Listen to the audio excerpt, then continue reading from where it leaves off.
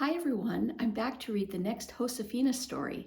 This one is book 5 called Josefina Saves the Day, a summer story set in 1824. And we'll need to find out what this one is about. I'll go ahead and read it. It says, Josefina's family is in Santa Fe to make a trade that will affect the future of their rancho. An American wagon train will arrive any day, and Josefina can't wait to get her first look at American traders and the things they sell. Before the wagon train even arrives, Josefina meets a scout named Patrick. Though his American manners seem strange to her, she can't help liking him. When Papa trusts Patrick with the family's trade, Josefina decides to trust him with a trade of her own. But Patrick leaves town without paying Papa or Josefina. It seems he's betrayed them both, until late one night, Josefina makes a surprising discovery. Can she use it to save the day? Okay, so we will go ahead and get started.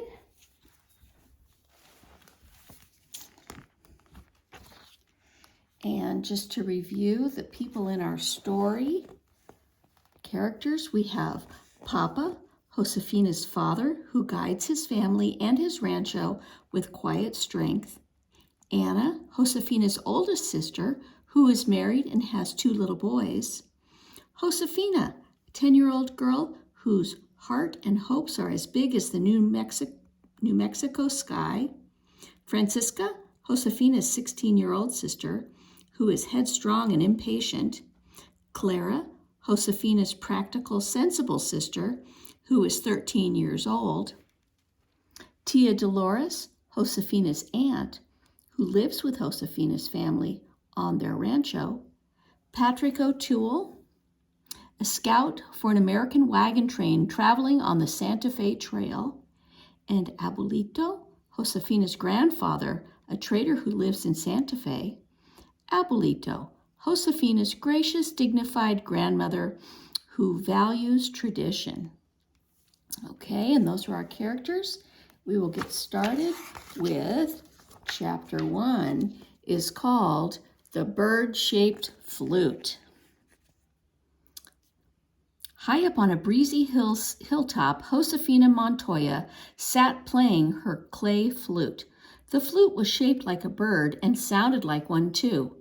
When Josefina played it, a clear, fine tune, just like a bird's whistle, looped through the air into the blue, blue sky. It was July, and Josefina and her family were visiting her grandfather's rancho, which was about a mile from the center of Santa Fe.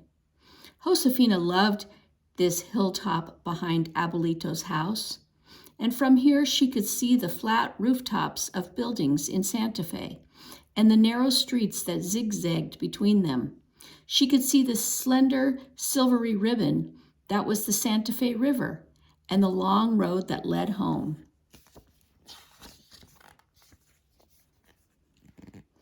To Papa's rancho, 15 miles away.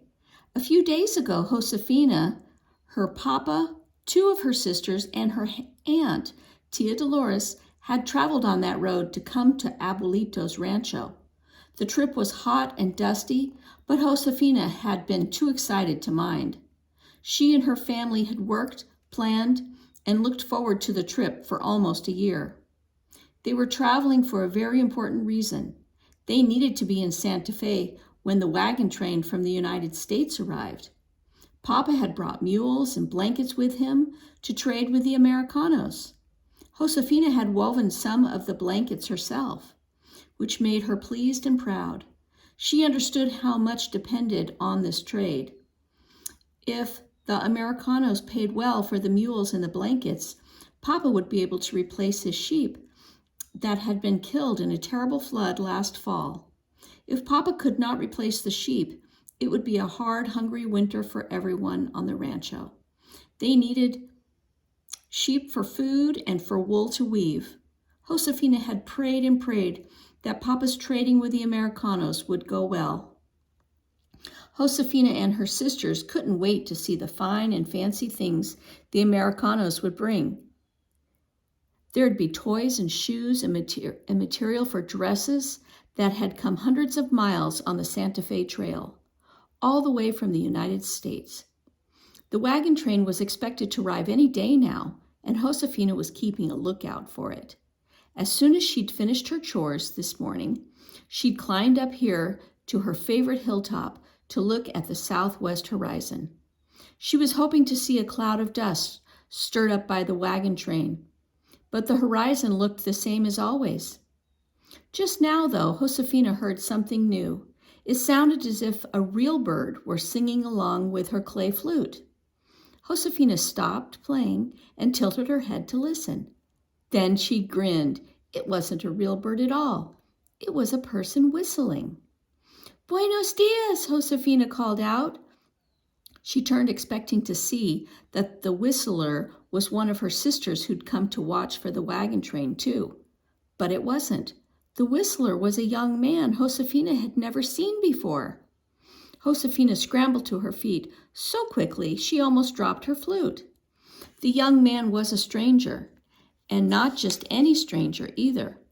Josefina immediately folded her hands, bowed her head, and looked down at the ground, which was the polite way for a child to stand before an adult.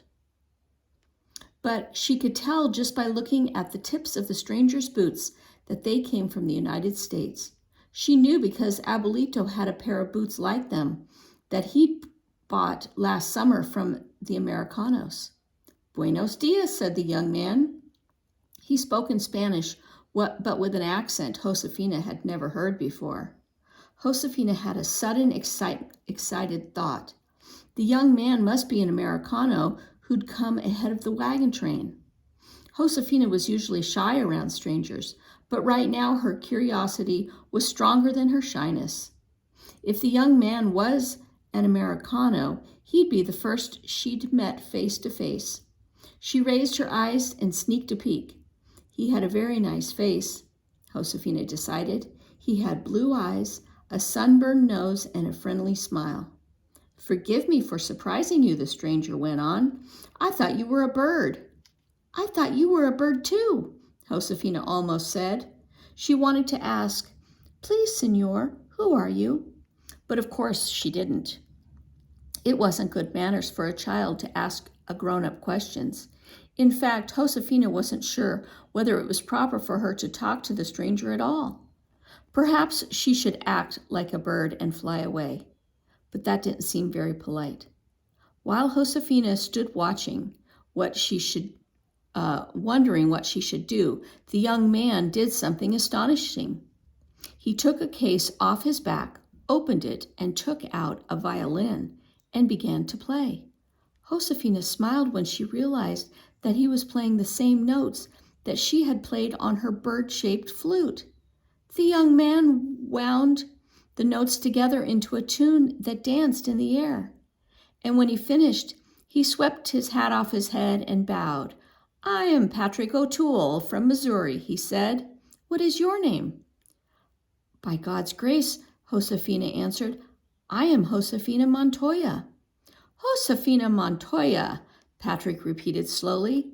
"I'm glad to meet you. I'm looking for the home of Senor Felipe Romero. Do you know him?" "Sí," answered Josefina politely. "He is my grandfather." She pointed to Abuelito's house nearby. "He lives right here." "Well then, Senorita Josefina," said Patrick, as he put his violin away, "will you lead me to your grandfather's house?" "I will," answered Josefina. "Please follow me." She slipped the string of her clay flute around her neck and led Patrick down the hill. She couldn't help smiling a secret smile when she thought how surprised her family would be. Abuelito's house was built around a center courtyard. The doors to the kitchen, the sleeping rooms, the weaving rooms, and the family's sala opened onto it. Josefina led Patrick across the courtyard. She stopped outside the family sala, where her family was gathering for the midday meal. Abuelito had come to the door and was staring out at her. Abuelito, Josefina said respectfully, please permit me to introduce Senor Patrick O'Toole from, Josefina pronounced the English word carefully, Missouri. Abuelito was used to having unexpected guests, but this was the first time one of his granddaughters had brought a complete stranger to visit. And the stranger was an Americano too. But Abuelito was always a gracious host. Bienvenido, he said to Patrick. You are welcome in my house, young man. Please come in. Thank you, sir, said Patrick. Josefina tapped her head to warn him to duck down so that he'd fit under the low doorway, and they both stepped inside. I know you were expecting my father, who did business with you last summer, but... Oh, said Abuelito, as he realized who Patrick was, you're the son of my friend, Senor O'Toole. Abuelito shook Patrick's hand. Your father is a fine man. I hope he's in good health. I believe so, said Patrick.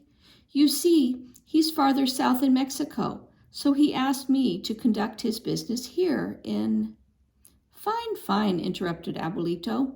There will be time for us to talk about business later. Plenty of time. Josefina could see that Patrick didn't understand. Abuelito could consider it very poor manners to discuss business matters right away, especially with someone he did not know. It was the custom in New Mexico to have a friendly conversation first, then talk about business. Patrick tried again. Well, sir, he began. No one saw Josefina tug on his sleeve when Patrick glanced at her. She frowned and shook her head just the smallest bit to tell him no. Patrick looked confused for a moment, but then he seemed to understand. As you say, sir, he said to Abuelito. We can talk about business later. Good, said Abuelito. Follow me to introduce you to my family. He introduced Patrick to Papa, and then to Abuelita, Josefina's grandmother, and then to Tia Dolores. We're so glad Dolores is home for a visit, Abuelito said. She's been away staying on my sister-in-law's rancho for almost a year now, helping him take care of his daughters since his own dear wife died. You've already met his youngest daughter, Josefina. His eldest, Anna, stayed home to help her husband look after the rancho. These are his daughters, Francisca and Clara. The sisters stood with their heads bowed, but Josefina saw Francisca studying Patrick from under her long, dark eyelashes. Please sit and have something to eat, senor, said Abuelita generously. Honor us by joining us. Gracias, said Patrick. Josefina sat between her sisters, Francisca and Clara. Both sisters poked her and looked at her with raised eyebrows that said silently in sister language, Oh, we can't wait to find out how you met the Americano. Josefina grinned back, pleased to have made her sisters curious. During the meal, Abuelito kept the conversation away from business. He spoke to Patrick about the beautiful summer weather they were having and asked Patrick about the weather in Missouri. Abuelita said nothing, but her sharp eyes never felt Patrick's face. Papa didn't say anything either, but Josefina could tell that he was listening carefully to everything Patrick said. I hope Papa likes Senor Patrick, Josefina thought. I hope everyone does. She was glad when Tia Dolores said to Patrick, You speak Spanish well. How did you learn? My father taught me, said Patrick. I can't read or write Spanish at all, and I'm afraid I don't always remember the right words to say. You are doing fine, said Abuelito kindly. In fact, Josefina thought Patrick was doing beautifully. He stumbled over his words only once, and that was when Francisca poured him some tea. Patrick looked up at her and seemed to forget how to say thank you or anything else. But Josefina had seen what happened to men who spoke perfect Spanish. Francisca was very beautiful. Finally, everyone had finished eating and the servants had cleared the table. Abuelito turned to Patrick. Now, he said, tell us, when will the wagon train arrive? Tomorrow morning, sir, said Patrick. That's good news, said Abuelito.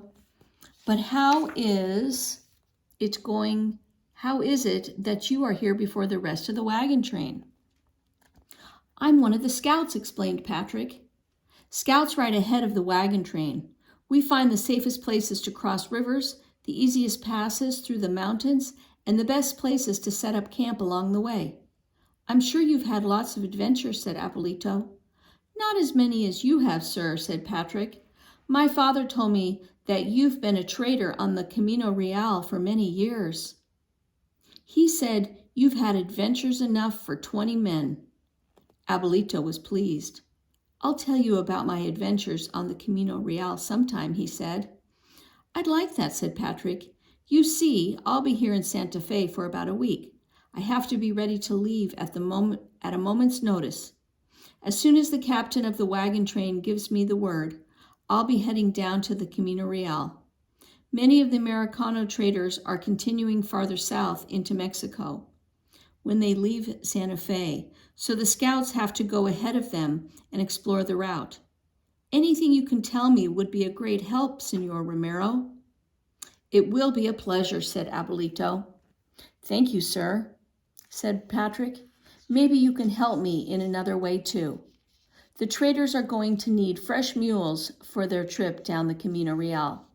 They asked me to find some. Do you know anyone who has mules to sell or trade? Abuelito didn't answer right away. He glanced at Papa. Josefina knew that Abuelito and Papa were being careful. Before they decided to do business with Patrick, they wanted to be sure he was honest and trustworthy. Papa had been watching Patrick as if he were trying to decide what sort of person the young man was. Now Papa spoke slowly. I have mules to trade, he said. Oh, said Patrick, may I see them, Senor Montoya? Papa nodded. You may see them, he said. Come with me. He stood and gestured toward the door. Abuelito went outside and Patrick started to follow. But before he left, Patrick thanked Abuelita for her hospitality. Then he turned and smiled at Josefina. I am certainly glad I heard that bird whistling on the hilltop, he said. I'll hope to hear it again soon. Josefina smiled back. After the men had left, Josefina and her sisters helped Abuelita and Tia Dolores tidy the room. So, said Francisca to Josefina, where did you find the Americano? Well, I guess he found me, said Josefina. I was on the hilltop looking for the wagon train, and he surprised me. And you surprised me, Josefina, said Tia Dolores. She put her hands on her hips and smiled at Josefina. I've always believed that you were shy of strangers. Not anymore, I see. You and the Americano seem to have become acquainted very quickly, said Clara. Too quickly, said Abuelita, frowning. We don't really know the Americano at all. How do we know he is truly Senor O'Toole's son? How do we know he is honest? She shook her head. All we know for certain is that he's very young. I hope your papa will be careful. I don't think it's wise to trust a stranger, especially when the business is so important. Nothing is decided yet, said Tia Dolores quietly. Abuelita went on. If this young man isn't reliable, it'll be a terrible mistake to do business with him, she said. Abuelita sighed and Josefina's shoulders drooped. She had been so proud to be the one who brought Patrick to her family.